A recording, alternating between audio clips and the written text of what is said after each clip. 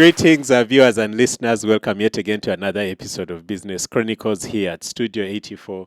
Studio 84 is a podcast studio set up here along Lithuli Avenue in Bugolobi, Kampala, Uganda, and it's a space set up to facilitate individuals, organizations tell their stories, and along the way position themselves as authorities at what they do.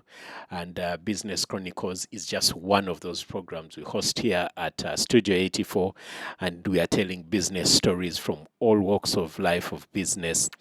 And my name is Solomon Tumwesigye, and I'm one of your hosts here at Business Chronicles, and you're welcome.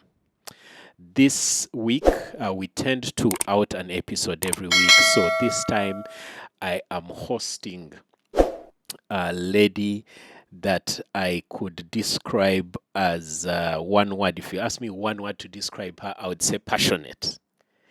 I think Agnes is very passionate about what she does. She will introduce herself. You could call her many things. You could call her a farmer, you could call her an agriculture enthusiast, you could call her, I have had the blessing of doing work with her, and I know she supports farmers do what they do with the best practices available in the industry. But I will not spoil it. You're very welcome to Business Chronicles, Agnes. Thank you so much, Solomon. Please introduce yourself. Thank you so much, Solomon, Yes. and our listeners. My name is Agnes Mbabazi, Yeah. and I come from an organization called Agrifarm Uganda, where we support farmers with climate-smart agricultural inputs to better their productivity and profitability. Yes. But I am also the president of CropLife Uganda, an apex body that brings together all manufacturers, distributors and importers of agricultural inputs, specifically agrochemicals and fertilizers. So this morning, I am here to talk about a topic that I love most, which is, of course, sustainable agriculture. Yes. I'm happy to be here, Solomon. Thank you. Thank you, Agnes. So I like to ask my guests how they ended up doing what they do, because more people that have sat in that chair than not studied different things. They had different backgrounds, but they end up doing something totally different. But guess what, Agnes? What I have noticed is that what they are doing now is something they are passionate about, but always has something to do with the way they were raised, the environment they were raised in. And so we all tend to go back to defaults of how we're wired at a young age. Yes. Did you do a degree or master's in agriculture and things like that, Agnes? Are you one of those people who is doing what you actually studied? Thank you so much, Solomon. For me, it is a yes and a no. Yeah. My journey did not start from that level where I had done agriculture at university initially. Yeah. But along the journey, Yes. again, like you said, started with passion. For me, it started actually as an employment, as a job. I had done management science, but I was very passionate about agriculture. So when I got this job at one of the top organizations many years ago, I took it on to another level. And so I went back to study agriculture, specifically horticulture. Yeah. So that's why I'm saying it's a yes or no. So initially I didn't, but I took it on. And along the journey, I have literally done agribusiness at different levels, nutrient management from different countries, ranging from Kenya, Israel is where I actually did the biggest study in agriculture, and Netherlands, and then USA. So I've done it all. Okay. I have two questions, but I'll go back to the other one. The journey you walk to end up where you are, Agnes, makes a lot of sense to me. You go do management science, get a job in a big organization that is doing agriculture-related work. Yes. You get passionate about agriculture, then you now advance in something you're really very passionate about. Exactly. I have seen people, many people, they go to the university, get a degree, immediately they are out. Even before they get a job, they go for a master's and master in something they have not really practiced. Yeah. And I find it hard to see how that works. But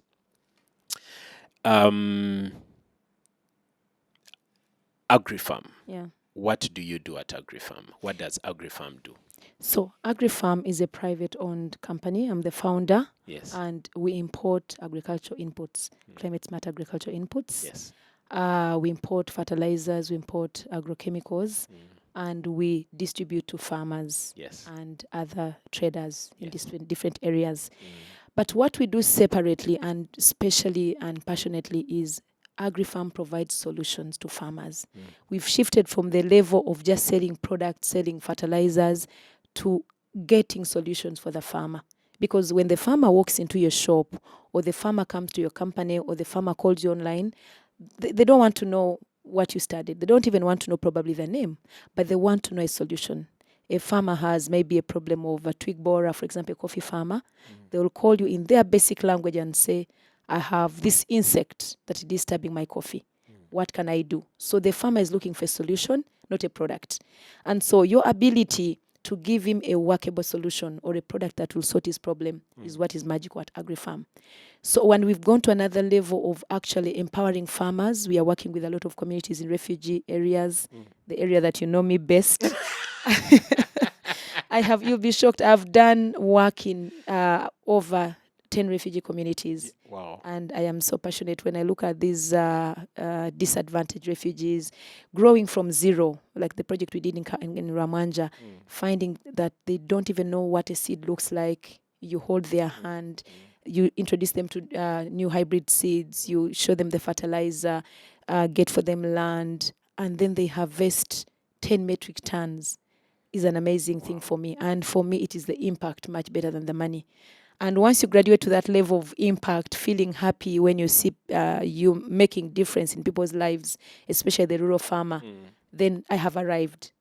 So the money bit of, selling products for me is no longer the biggest. Yeah, it's not my driver anymore. Yeah. My driver now is to make impact in the rural areas, especially the women that take their children to school, that look after their husbands.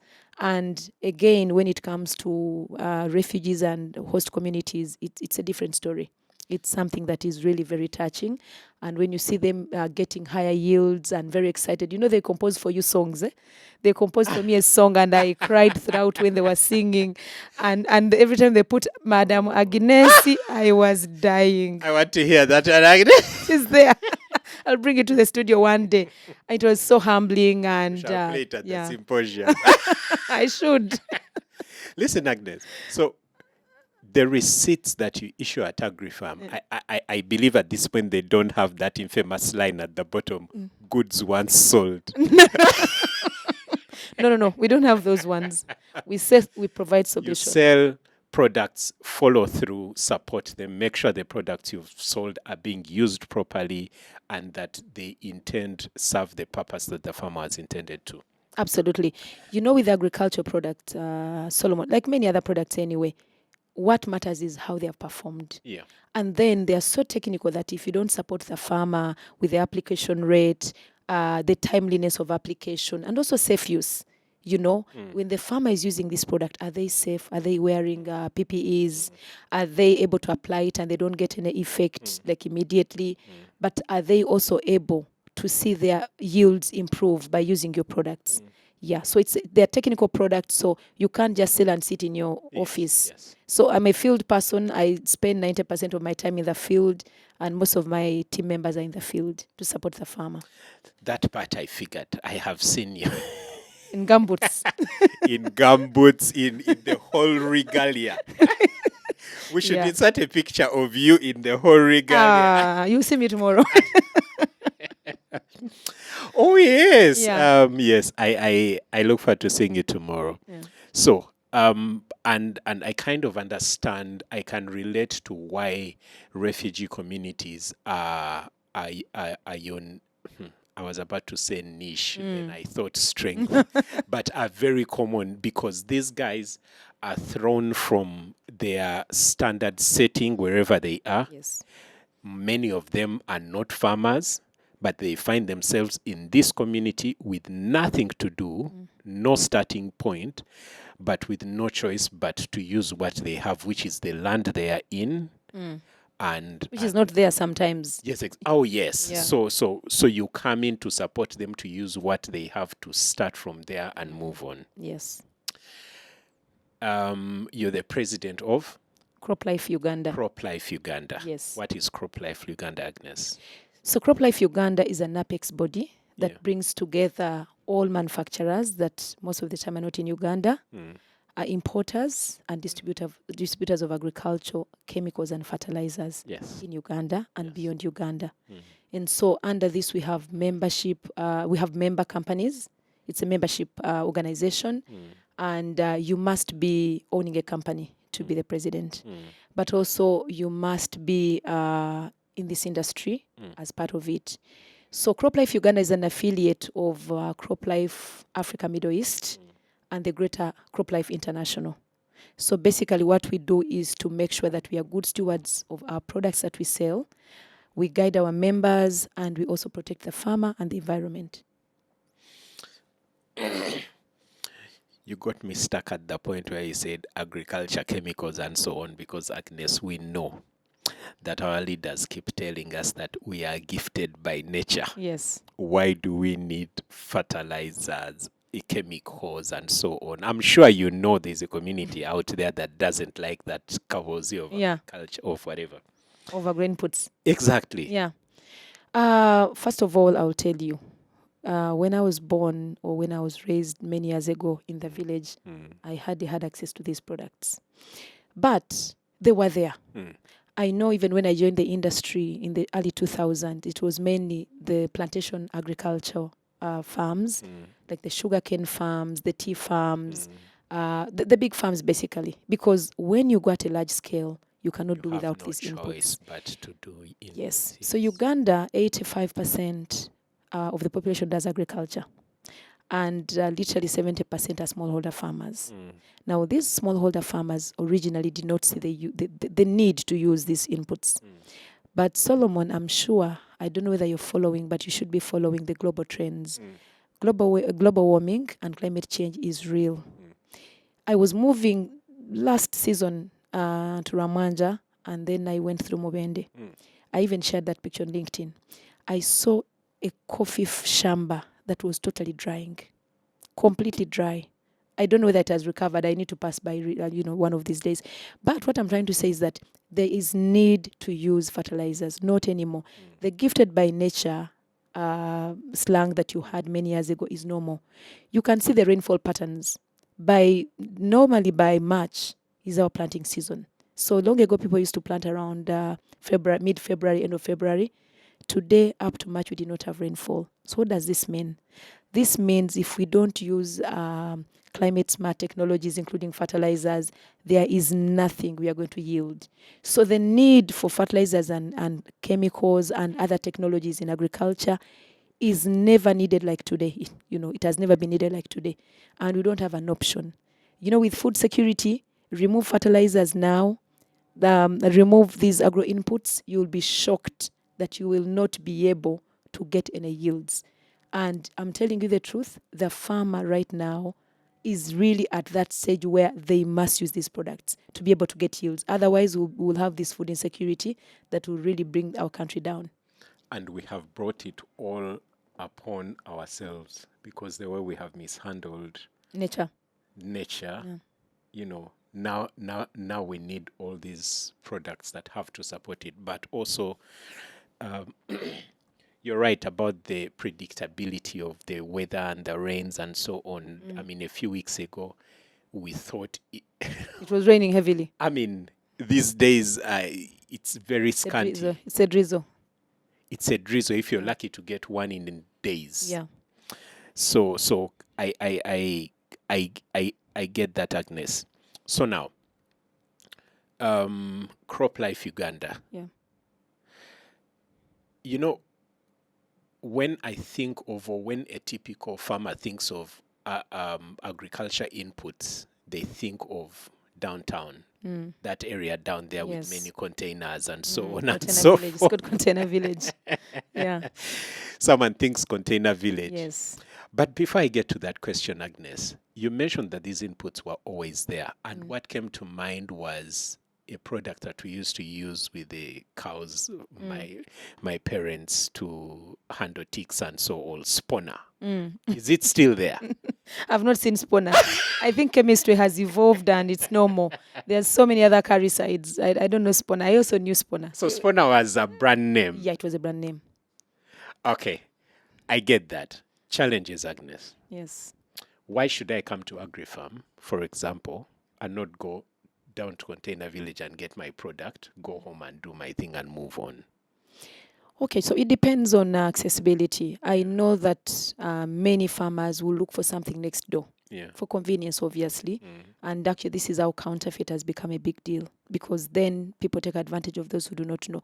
But why would you go as a farmer to a professional company? One, you need technical advice, because most of the people that are selling in shops are actually doing a good job, but they lack the knowledge. You don't find professionals in there. If you walk into Agrifarm, you will find an agronomist in the office who will give you all the technical support you need. And that agronomist will walk you through what you need from application, advise you on post-harvest, probably handling, advise you along the value chain. But most importantly, the biggest problem that we have in our industry is lack of knowledge and information. Yes. And out there, people are throwing anything on social media, anything on anything. Like everyone is talking about anything differently. And today, everyone has made himself An authority. An authority in agriculture. I'm telling you, sometimes I'm reading on the social media platforms and I want to raise my voice and I'm like, please stop it. Yes. But you can't. So any farmer that is especially the commercial farmers and medium-scale farmers, prefer to walk into a company like Agrifarm, where you'll get a product and you'll get advice, a one-stop center basically. You'll come and explain to me your problem and I will give you all the alternatives. As opposed to walking into and say, I want spawner. Yes. Okay, these days it's not spawner, but there are many products. Like, for example, you find someone saying, I want Lound Up. Yes. But then we know that Lound Up is the original brand. But now many people don't have Lound Up. Yes. But there are many other generics, that have come. Our product is Super Weeder, for example. Same purpose. It's the same molecule. Yes. But of course, the other one was the original molecule. But now there are many generics. So a farmer actually walks in with a name in mind, which they've had probably. They'll come and say, I want Lound Up, I want NPK. So it is up to you to come and say, which NPK do you need? Okay, what crop are you growing? At what stage is your crop? So that we give the appropriate solution. Because plants need different nutrients at different levels, growth levels. But also, someone can come and say, I need, my crop has insects. But what kind of insects? Are they chewing insects? Are they sucking pests? You need to understand and give the right prescription. Otherwise, you will give an advice and something doesn't work. So when you walk into Agrifarm, you basically want to have the best out of your money, get value for money, but also get knowledge and information. And we will also advise you on when to apply. There are things like PHI, pre-harvest interval, things like safe use. Must you, when you're spraying, please make sure you don't spray very early. Very late in the afternoon, spray very early in the morning. Also, make sure you have, maybe an overall coat. Yes. Maybe you have gloves, you have goggles, you have gumboots. So all that information you can get from the companies that are doing this product professionally. Have you also reached the level where they tell you, I have this insect, this chiwuka is eating my plant, and you say, which chiwuka? Take a picture, send it to me, use AI to find out what chiwuka and all that stuff. Is that the stuff we are going to be hearing at the symposium? Yeah. We are coming to talk about this. We are getting there. For now, we are not using AI, but we are getting there. The typical farmer, actually, Bishop, now farmers have smartphones. Yes. So a farmer will call you very early. I normally do a program on CBS, and I get many calls from different areas. And then people will call you and say, Mama, I have my coffee, it is rotting, it is drying. Sometimes they can't explain, but when you're technical, someone calls you and says, my coffee is drying. And then you're like, is it the bean? Is it the stem? What is drying exactly? Because the insect is not actually drying the bean. The bean is a disease. It's a fungal disease. But then someone is trying to say, my coffee, emwanyi zange zikala. Zikala katabi, oba zikala goni mpeke. Yes. So if you're professional, you'll be able to say, if it is the bean is drying, then it is coffee berry disease. If it is the stem, then it is a twig borer. So now the level of taking pictures, the farmers also do. They will actually call you and say, In fact, I get shocked. I get WhatsApp calls after the radio program. Sure, yes. They'll send you a leaf, or they'll send you, and I've seen many of them, or stem, wherever the problem is. And when you look at it, obviously, if you're technical, you're able to know what the problem is and advise. We don't normally, it's not about AI, but we are getting there. Actually, we don't have a choice. We are getting there. Agnes, I just realized that you're actually a doctor. Not medical. My dear, I've it's actually only you realized doesn't that call me you a are doctor. a plant doctor. They call me Musawo Dokita. So I'm Musawo. Because if they are coming to you with their problems, you have to prescribe. First listen, diagnose, understand, diagnose, then prescribe a solution. Yeah. That's it. Exactly. That's what doctors do. Yeah, plant doctor. Exactly. You have a new title now, at least by me. Agnes, CropLife. Yes. Why do we need this symposium? You have a gathering coming up. Yes. First, brief me, Bulungi. Brief our viewers and listeners what's happening. I think in May, mid-May? Yes. May 14th to 15th. Yes. So I'm really very excited to speak about this upcoming symposium. Yeah. It is an inaugural symposium, the first of its kind in Uganda. It is organized by CropLife Uganda, basically the membership companies. This symposium is happening at Kampala Serena Hotel on 14th to 15th of May. We will have 2 days activity packed, sitting in one room. And in that room, who do we have in the room is what is important. So it is organized by CropLife in conjunction with Ministry of Agriculture. And in the room, we shall have agricultural importers, manufacturers from abroad, as we call it. We will have different stakeholders, including development partners that are working with agriculture. We will have academia. So we have lecturers from Makerere University that are actually dealing with agricultural inputs, especially at research level. Yes. We will have trade associations like the guys who are doing grain, the seed guys who are doing seed trade because they use our products as well. And then we'll have young people that are in agriculture. We'll have farmers in the room. Yes. So we want basically to be in a room where we have conversations that concern our industry. And the drive basically is because a lot is happening in this industry lately. Beginning from climate change, so we'll have conversations around climate change and how it's impacting agriculture and food security, by the way. And then we'll have topics around molecules or these agrochemicals. There are so many issues right now in the newspapers, if you can read about them. People are talking about cancer. These products are causing cancer. Obviously, they're not the ultimate cause of cancer. But we also acknowledge, we are cognizant of the fact that some of these products are actually hazardous. Yes. So we want to have conversations on what are we doing about it as good stewards of these products? What information can we give the farmer to be able to use them safely? So topics like safe use of agrochemicals is very important. Use of fertilizers and which fertilizers and at what stage, soil testing. These are all topics that are going to be talked about. And the regulator, who is the Minister of Agriculture, specifically the crop inspection and certification department will be there. And they will be talking about the regulation that really governs us. We are governed by the ministry. We follow every detail in terms of registration.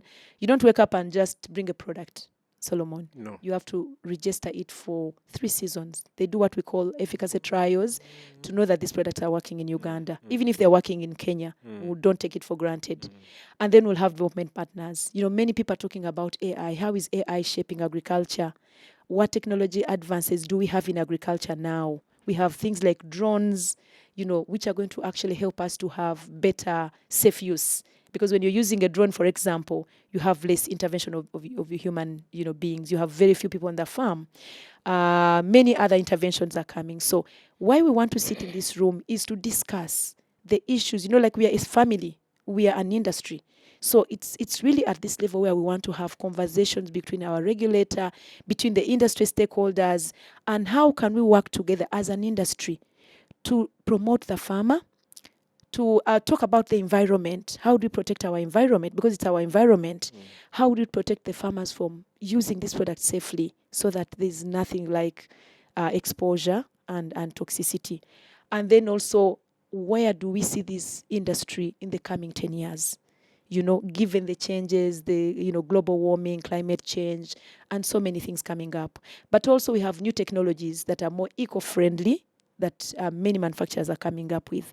So they are going to, talk about what they have in store in research, what they have in development, the products that we should look out for in the next 5 years that are eco-friendly, that are protecting the environment, that are sustainable, that are safer to the farmer. And the new technology, the biostimulants, the biological agents, and all those kind of technologies. So, and at the end of the 2 days, we should be able to come out with very good workable solutions to propose to the ministry, to propose to the farmer, and the farmer should be able to know what is going to be. There's a big deal now with EU banning many products, many molecules, what we call molecules. There are many products now you cannot use when you're exporting to European Union. And so the farmer does not know, because the farmer is sitting in the village. So it's our duty to communicate that effective this period, you will not be using, for example, mancozeb. I'm sure, Solomon, you've seen like that product called mancozeb on tomatoes. You see that great thing on the tomatoes you eat? Yes. You see it? Yes. It's one of the most dangerous ones. But you see, the trader applies this product after harvest, which is ridiculous, to extend the shelf life. We have many products that can actually extend shelf life. Even bags, they're extender bags that are eco-friendly, that can be used to extend, shelf life. But the trader in Nakasero market does not know these technologies. They think you must spray mancozeb. That's why you find your tomatoes gray, and they do not know the repercussion and what it means in terms of toxicity. So we need to bring everybody on board. And as an industry, as CropLife, it is our total responsibility to communicate, to give this information, disseminate it, sensitize farmers, sensitize traders as we work together with our regulator so that we have a better Uganda. So this symposium, Agnes, in simple terms, Yes. You're bringing the guys who manufacture these products. Yes. The guys who ship them here. Yes. The people who supply them and distribute them. Yes. The wholesalers, the retailers, and the farmers who use them. The whole value chain is in one room.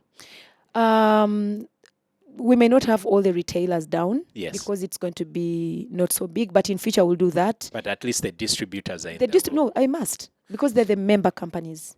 So the farmers are going to say their issues. Yes. The distributors will hear them. Yes. The manufacturers will understand why these products are working, why these are not working, and all that stuff. So the manufacturer is going to talk about what they have, exactly, and what they're going to have in the next 10 new years. Products and so on. Yes, and safe use, exactly. That is an issue right now. So basically everyone has a role to play. Let's discuss safe use. Yeah. This disposal of these products, because they are chemicals. Yes. You already say that handling them sometimes need protective gear. Yes. And so on. So now you use protective gear, you use this kadomola, you pour out your whatever, you mix it well. After you just throw it away. Yeah. Neighbor picks it, kids come, goes fetches water to Yeah. Or uses them as dishes. 10 years later, they have cancer. Yeah. Ah, gosh. Yeah. Are you taking deliberate steps to curb these things? Because when you're speaking, what came to mind is inviting a friend of mine who does recycling to that symposium, because I see them making good connections in there. Because I feel like the responsible disposal entities are your good partners in this case. NEMA is one of the partners that we are with in the room. There will be representation from NEMA, from UNBS, Minister of Trade. We'll have some cooperatives. So it's a whole stakeholder engagement. Yes. And the topic you're talking about is actually a large topic about container disposal management. It's a big deal. But we have deliberate moves that we've done as an industry. We are looking into projects that can help to manage the containers. It's a big deal. If you see most of the people in the farms, like you said, in the villages, after they have used the container, they don't want to actually throw it away. They don't even want to dispose it. But even disposing it is not good for the environment, because these are tins. They're not actually biodegradable. So we are actually having deliberate moves in that direction. Maybe the next time I come back here, we'll be talking about that. Agnes, if that farmer throws away that 5-liter empty jerry can, it means they have to spend 5K That's what, like $1.50 to buy another one, clean one that's meant to whatever water. So they are looking at saving every penny. Exactly. Which is actually dangerous. But they don't know. It's because they're not knowledgeable. It's a big issue. And also not only the farmer, but also the environment. We have a lot of litters. We have all these things in the soils that are affecting our soils and the environment. It's a big story. But to bring it home to this particular symposium, we are going to be in that room and we are going to address many of those challenges that are facing farmers, distributors, manufacturers, the regulators, but also to talk about the science. And Solomon, it's going to be science-driven, not politics. We are going to speak science. It's not going to be this thing of emotional, speech, coming to say this thing causes cancer. Evidence-based. So we are going to have experts in the room. If I tell you some of the keynote speakers, you'll shudder. I can't wait. These are guys who have been in the industry for 40 years. They've seen it all grow. They're experts, their exposure, their experience. So the conversations are going to be deeply rooted in science, not politics. Not politics. Evidence-based. If you're talking about residues, how much residues, someone will come up with that data. Yeah. If you're talking about causing cancer, you've seen this thing of Roundup being carcinogenic, which they keep flying all over the place. Where's the science? Where's the data about it? That's why it's still there, because the data is not there. Yeah. So we need to come with science-based topics, and also the conversations will be science-driven. But ultimately, at the end of the 2 days, we shall all live happy people, but we will have an actionable point. And we are going to be doing this every single year because we realized we need this conversation. Science, in 1 year, so much has changed in the environment, so much has changed in science. A lot of, AI is taking us speed. Every day. So within this period next year, we shall have another follow-up symposium. And of course, as long as I'm the president, we'll have them. When I leave, somebody else will pick it up. Like my friend says, for lack of knowledge, my people perish. Yeah, that's true. There will be no lack of knowledge after next month. Agnes, is there anything else that you could have prepared to share on this podcast that we've probably not touched on before we close? Maybe just to remind the people we've invited, it's an all invite only event. We are expecting 250 guests in the room. We've invited specific and strategic partners and people in the industry that will make sense out of this symposium. We are also having the media because we want the information to go out there and in its right form, like the real points to be taken out to the media. Yes. And you invited Solomon. No, yes. Thank you very much. I'll be right there. Agnes. Yeah. Thank you very much. And thank you for sharing with us here on Business Chronicles. Your business is agriculture. Our viewers and listeners, it's been Agnes Mbabazi from Agrifarm CropLife Uganda for the next how many years? She will not for next share. Time. Let's She doesn't want to commit 3 how years, many 3 more. years. There are 3 years. I have to go. She has 2 years to go, but don't be surprised if they become 5 along the way because the people may demand that she stays. People demand. If you know what I'm saying. Yeah. Solomon Tumwesigye, Business Chronicles. I'll catch you on the next episode. Thank you, Solomon.